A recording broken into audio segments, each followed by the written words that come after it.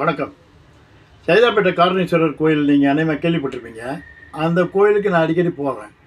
போகிறப்ப பார்த்தீங்கன்னா திரும்பி வர்றப்ப கொஞ்சம் விகாரமாக ஒருத்தன் இருப்பான். பிச்சைக்காரன் நிறைய பேர் உட்காந்துருப்பாங்க. அவன் ஆளுக்கு வந்து ஒரு ரூ. 5 ரூ. 10 போடுறது பழக்கம். சமீப காலமாக அந்த ஆளை காணோம். என்னடா ஆளை காணாமே அப்படின்னு சொல்லிட்டு நானும் விட்டுட்டேன், கவனிக்கலை.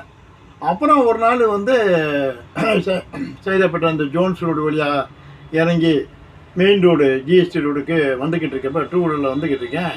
ஒரு டாஸ்மாகில் முன்னால் பார்த்தீங்கன்னா கூட்டம், செம கூட்டம். இந்த பிச்சைக்காரன் வாசலில் உட்காந்துருக்கான். அவனை உட்காந்துருக்கான்.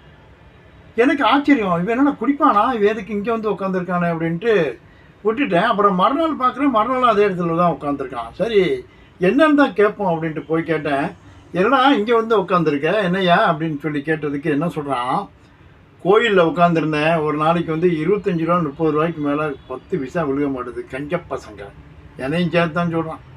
கஞ்ச பசங்க 5 ரூபா 10 ரூபாய்க்கு மேலே வந்து சேராது, அங்கே மிஞ்சி போச்சுன்னா 30 ரூபாய்க்கு மேலே வரமாட்டுது சாமி, அரை வயிற்று கஞ்சி கூட குடிக்க முடியாது, அதுக்கு நீ எதுக்குலாம் இங்கே வந்து உட்காந்துருக்க அப்படின்னு கேட்டதுக்கு, போதையில் வந்து பூரா 50 ரூபா 100 ரூபாயா போடுறானுங்களாம். டாஸ்மாக் முன்னால் உட்காந்துருக்கேன், குடிச்சு விட்டு போதையில் வர்றவன் பூரா 50 ரூபா 100 ரூபாயை போடுறான் சாமி, ஒரு நாளைக்கு வந்து 1500 வருதுன்னு. எனக்கு அப்படியே கலங்கி போச்சு. என்ன நிஜமாக சொல்கிறேன். ஆமாம் சாமி, கடவுள் வந்து அங்கே கோயிலில் இருக்காருன்னு நினச்சி தான் அங்கே போய் உட்காந்தேன். ஆனால் கடவுள் அங்கே இல்லை, இங்கே தான் இருக்கார் சாமி அப்படின்னு சொல்லிட்டு டாஸ்மாகை கையை காமிக்கிறான்.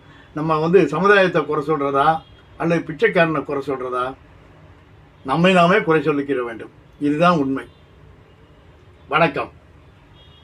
சந்தன கிளை தாங்க.